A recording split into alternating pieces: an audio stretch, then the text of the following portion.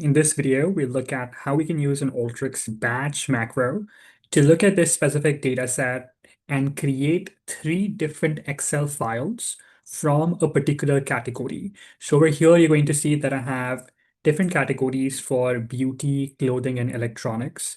I have manipulated this data to only look at age ranges, which are greater than 30 and more. And when I run this macro over here, you're going to see that I have three files that would get created over here, one for beauty, one for clothing, and one for electronics. These are three different Excel files. So in this video, we will be learning how to create something like this, wherein you have one Excel file, different categories. You'd want to create a series of logic wherein you apply certain ETL steps to each category and then split it out as a singular Excel file. Okay, so let's build that step by step together. Now, I have created a full video, Alteryx batch macro step by step. If you'd want to understand batch macro in a much more detailed way, I would highly encourage you to watch that video first. Let's build this batch macro step by step together. The very first thing that I'm going to do is connect to that retail sales data file. Now, this sales data file is available in the video description. Go ahead and download this data. I would highly encourage you to follow along. I think you learn the best by getting more practical exposure, right? So get some more hands-on training along the way. All right, so I have connected to this retail sales data Excel file. We'll give it a second to load, and there it is. I'm going to go ahead and hit the run button over here, and then let's see what kind of data we are looking at. Now, if you've watched my very first video on batch macro step by step, then you already know this data set. If you have not, then this is the data for different product categories. We look at what product category we sold. What's the age of the customer that we sold this particular product category to? What's the gender of our customer? On what date the sale went through? How much we sold, price per unit, and total amount. Okay. Now, specifically, we'd want to see age of customers who are greater than 30. Okay. And we'd want to see the total amount that we have sold for each individual product category for customers who are older than 30 years old. Okay. Very first thing that I'm going to do is, since we're going to aggregate the total amount, I'm just going to drop a select tool over here, and then I'm going to change the data type of the total amount over here from v underscore string to a double data type. And why I'm doing that? This is because I want to do some kind of math operation over here, which is an aggregation, right? I want to add all these individual total sum amount for each individual product category, and then output that as a separate Excel file. Right, so for that, for all these numbers to be added individually, we want to make sure that these numbers are actually having a number data type. Okay. All right. Once I've done that, I'm going to filter this out for customers whose age is greater than 30 years old. So over here, I'm going to add a filter tool. And then with this filter tool, I'm going to select age of my customer that is greater than. Okay. Now, one thing that I have to do over here is I also have to change the age data type. Okay. So age data type over here, I'm going to change that from v underscore string also to a double. And now I should be having the ability over here to apply the age filter. Okay. So here I'm going to say age is greater than or equal to 30 years old. Okay. And then once I run this, you're going to see that my data set got filtered to age that is greater than or equal to 30 years old. Pretty straightforward so far. All right. Now we want to look at each product category and look at the age in each product category, right? And how much in total we sold. Okay. So for that, we're going to use the summarize tool over here. When I use the summarize tool over here, I'd have to firstly specify the category that I'm using to group by, right? So I am going to group it by the product category over here, right? And then I'm also interested to group it by age, okay? And then I'm also going to calculate the total amount, right? So I'm just going to do a sum of the total amount. And instead of calling this sum total amount, I'm just going to call this total amount.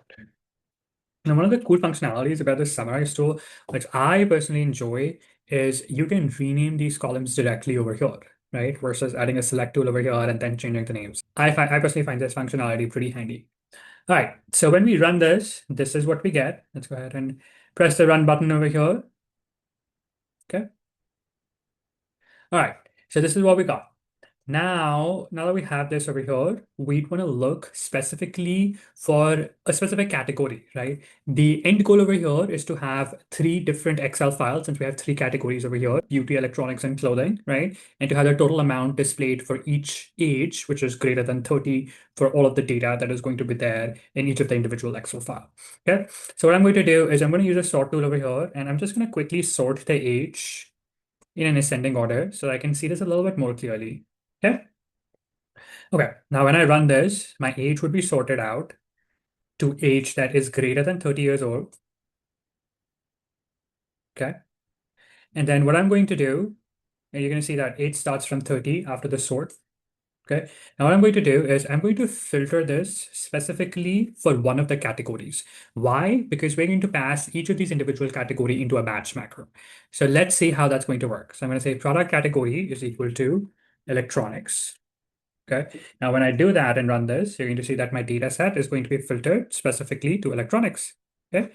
Now I'll have to create an output file after that. So I'm going to go ahead and output this. Okay. And then I'm going to output this as an XLSX file. Okay. I'm going to click on set up a connection.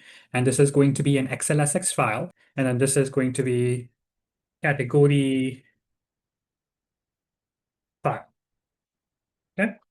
Now I have that over here. My first sheet, I'm just going to call this electronics for now. Okay.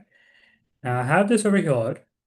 I'm going to go ahead and select all these tools and drag them a little bit below. Why? Because this is where we're going to create a control parameter for our macro. If I just run this right now, it's going to create a single Excel file, which is going to be called as the category Excel file with the sheet name that we have specified over here, electronics, right? But that does not solve our use case. Our use case really over here is to have three individual Excel files for each of the individual category that exists in our data. Okay. So for that, we have to use a control parameter. Now, if you have watched my previous video, you very well know what a control parameter is. If you haven't watched that video, I would highly encourage you to watch it. A control parameter basically allows you to pass different categories in your ETL logic, right? So you can select a specific category, pass it into your macro, and it's going to follow the same series of steps. How is all of that going to work? Let's have a look. Here we have this control parameter. I'm going to connect the Q anchor of this control parameter to this lightning bolt over here. And you're going to see an action tool automatically appears, right? So basically here with this action tool, we're saying what in specific does this control parameter doing to this filter tool? Okay. So over here, I'm going to replace the operand value. My operand value is electronics right now, and I'm going to replace this with whatever category that is passed into my match macro.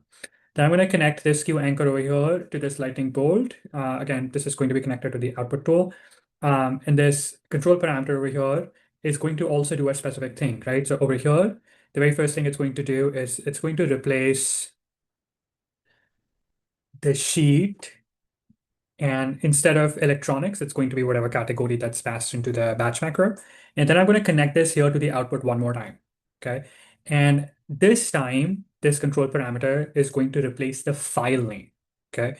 So over here, you're going to see that this is my complete file name. I'm going to use replace a specific string because I'm not replacing the whole file over here. I'm just going to replace this category file XLSX. Okay. Just this category file with the file name. So if you really understand what's going on over here, what this control parameter really is doing is we have three action tools over here. In the very first action tool, this control parameter is going to replace this product category equal to electronics with whatever value that we have passed into our batch macro, right? So we have clothing, we have beauty, we have electronics, right? When this control parameter is going to go to this filter tool, it's going to look at, okay, well, I need to replace this filter tool with product category is equal to electronics with product category equal to beauty, right? It's going to do that. Then it's going to look at this output file, right? And here we are replacing this category file over here with whatever that's being passed over here, right? So if this is beauty, this is category file is going to be replaced with beauty. Same goes for the sheet name. Okay.